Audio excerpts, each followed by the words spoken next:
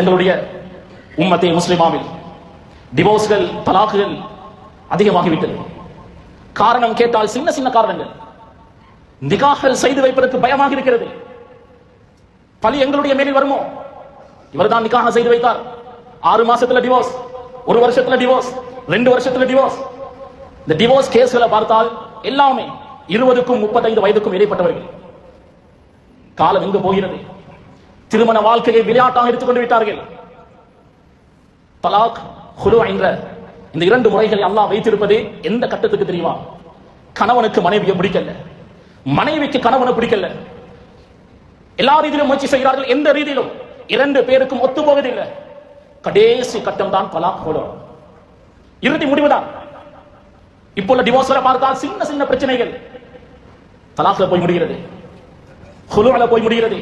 குலு என்றால் மனைவி தலாக்கை கேட்கிறார், கணவன் தலாக்கை கொடுப்பார், அதற்கு பெயர் குலு. ஒரு குலு ஒரு தலாக்காக கணிக்கப்படும். கணித்துக்குரிய சகோதரர்களே, இன்று தலாக்குகளை விட குலுகள் தான் அதிகமாக இருக்கிறது. பெண் தரப்பிலிருந்து டிவோர்ஸை கேட்பதுதான் அதிகமாக இருக்கிறது. சாபித் இப்னு கைஸ் என்ற ஒரு சஹாபி, சிறந்த ஒரு சஹாபி, ஹதீப் ரசூலுல்லாஹ், ரசூலுல்லாஹுடைய ஹதீப், பேச்சாளர் என்று சொல்லப்படக்கூடிய அளவுக்கு சிறந்த ஒரு பேச்சாளர், சிறந்த ஒரு சஹாபி. ரசூலுல்லாஹி ஸல்லல்லாஹு அலைஹி வஸல்லம் சாபித்தை பார்த்து சொல்கிறார்கள், சதஈஷு ஹமீதா சதமூது ஷஹீதா. நீங்கள் வாழும் காலம் எல்லாம் புகழுக்குரியவராக, கண்ணியமானவராக வாழ்வீர்கள். சதமூது ஷஹீதா, நீங்கள் ஷஹீதாக வஃபாத்தாகுவீர்கள், நல்ல மௌத்தை அடைவீர்கள். இது ரசூலுல்லாஹுடைய வார்த்தை. அந்த சஹாபியுடைய மனைவி ஃபாத்திமா வருகிறாள். யா ரசூலல்லாஹ், எனக்கு டிவோர்ஸ் வேண்டும், தலாக் வேண்டும்.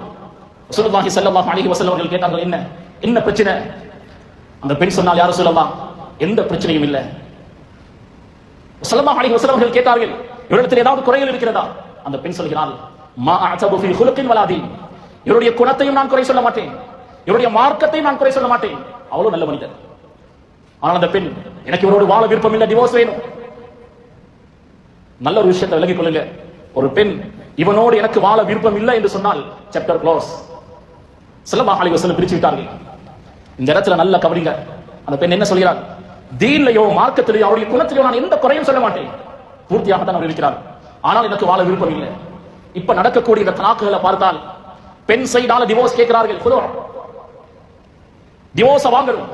அதுக்காக கணவன் மீது இல்லாத பொல்லாத எல்லாத்தையும் போடுறது, அவதூறுகள், அவனை கேவலப்படுத்தி டிவோர்ஸ் வாங்குறது, இவ்வளவு பெரிய அநியாயம். அது கணித்துக்குரிய சகோதரர்களே, பரீரா ரலியல்லாஹு அன்ஹா, ஒரு சஹாபி பெண்மணி, கணவனிடம் இருந்த தலாக்கை கேட்கிறார். அவர் அழுகிறார், நான் இவரோடு தான் வாழணும். ரசூல் ஸல்லல்லாஹு அலைஹி வஸல்லம் எவ்வளவு பரிந்துரை செய்தார்கள், பரீரா கேட்கல, ஸல்லல்லாஹு அலைஹி வஸல்லம் பிரித்து விட்டார்கள். இந்த செய்திகள் எல்லாம் குலு என்ற இந்த முறை, பெண்கள் காலம் பூராக ஆண்களிடத்தில் அடிமையாக இருக்கக்கூடாது. ஒரு வாழ்க்கைக்குள்ளால் போனதற்கு பின்னர் அவர்களுக்கு வாழ விருப்பம் இல்லையா? ஆண்களுக்கு தலாக் என்ற உரிமையை போன்று பெண்களுக்கு குலு என்ற உரிமையை குர்ஆனும் ஹதீஸும் தருகிறது. இந்த ருக்ஸத்தை, அனுமதியை இன்றைய காலத்து பெண்கள் தவறாக பயன்படுத்துகிறார்கள். சின்ன சின்ன காரணங்களுக்கு டிவோர்ஸ். இதுக்கு என்ன காரணம் தெரியுமா? பெண்கள் சுதந்திரத்தை விரும்புகிறார்கள். கணவனோடு சின்ன ஒரு சண்டை வந்தாலும் நான் சொந்த கால நிற்பேன், என்னால தொழில் வியாபாரம் செய்யலாம், சம்பாதிக்கலாம், நான் என்னுடைய பிள்ளைகளை பார்ப்பேன். அந்த முடிவுக்கு பெண் பிள்ளைகள் வருகிறது, மனைவிமார்கள் வருகிறார்கள். காசு பணம் வாழ்க்கைக்கு முக்கியம் இல்லை. டிவோர்ஸை எடுத்து அந்த பெண் சம்பாதித்து பிள்ளைகளை பார்த்தாலும் காசு பணம் இருக்கும். கணவன் இருக்கும் பொழுது உலகம் பார்க்கும் விதமும், கணவன் இல்லாத போது உலகம் பார்க்கும் விதமும் வித்தியாசமாக இருக்கும். அப்படியாப்பட்டவர்களுக்கு இதை உணர்த்துங்க. கணவனோடு ஒரு பெண் வாழ்ந்தால் தான் அந்த பெண்மைக்கு கண்ணியம்.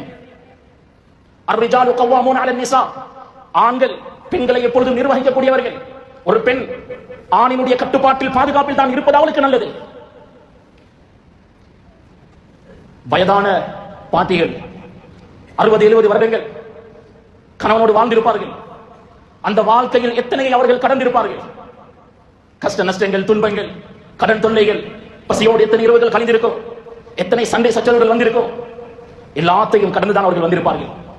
இன்றைய பெண் பிள்ளைகளுக்கு பெற்றோர்கள் கொடுக்கக்கூடிய அந்த லக்ஸரி லைஃப், கஷ்ட துன்பத்தை பிள்ளைகளுக்கு காட்டுறதில்லை, பூ மாதிரி வளர்க்கிறது, கஷ்ட நஷ்டத்தை சொல்லிக் கொடுக்கிறது இல்லை. நாளைக்கு திருமணம் செய்து மாமி வீட்டுக்கு போனால் சின்ன ஒரு பிரச்சனைக்கும் பேக தூக்கி கொண்டுதான் வருவான். பெற்றோர்கள் குழந்தைகளை எப்படி வளர்க்க வேண்டும் என்று படிங்க. பிள்ளைகளுக்கு கஷ்டம் நஷ்டத்தை உணர்த்தி வழங்க, குறிப்பாக பெண் பிள்ளைகள். இன்றைய பெண் பிள்ளைகளும் சரி, ஆண் பிள்ளைகளும் சரி, சோசியல் மீடியா, இந்த டிக்டாக், பேஸ்புக் போன்றவைகள் நாசமாக்கி இருக்கிறது. டிவோர்ஸ்களுக்கு முக்கியமான காரணமாக இந்த சோசியல் மீடியா இருக்கிறது. சில டிவோர்ஸ்கள் பார்த்தால் சொல்றதுக்கே கேவலம். முஸ்லிம் சமூகம், அதனால கண்ணியத்துக்குரியவர்களே, என்னுடைய சமூகத்தை பாதுகாப்பது எங்களுடைய பொறுப்பு, என்னுடைய பிள்ளைகளை பாதுகாப்பது எங்களுடைய பொறுப்பு. எங்களுடைய கட்டுப்பாட்டை தான் பிள்ளைகளை வைக்கணும். படிக்கக்கூடிய பிள்ளைகளுக்கு மொபைலை கொடுத்தாலும் கண்காணித்துக் கொண்டிருக்க, மொபைல் என்ன செய்யறான், படிப்புக்கு மட்டுமா யூஸ் பண்றான், வேற ஏதாவது செய்கிறார்களா? கண்ணியத்துக்குரியவர்களே, இளம் வயதை சேர்ந்தவர்கள் தான் அதிகமாக டிவோர்ஸ் எடுக்கிறார்கள்.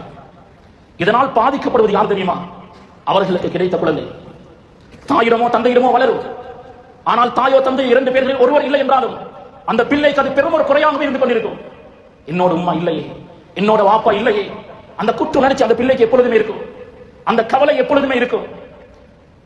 சின்ன சின்ன விஷயங்களுக்காக, சின்ன சண்டைக்காக டிவோர்ஸ் வரைக்கும் போகாதீங்க. பொறுமையை கையாளுங்க, விட்டு கொடுங்க.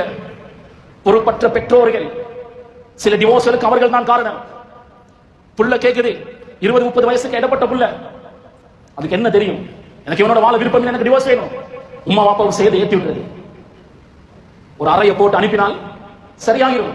சின்ன சின்ன பிரச்சனைகளுக்கு வேகத்துக்கு டிவோர்ஸ் வேணும், உம்மா வாப்பாவும் சப்போர்ட் பிரிச்சு வைக்கிறாங்க.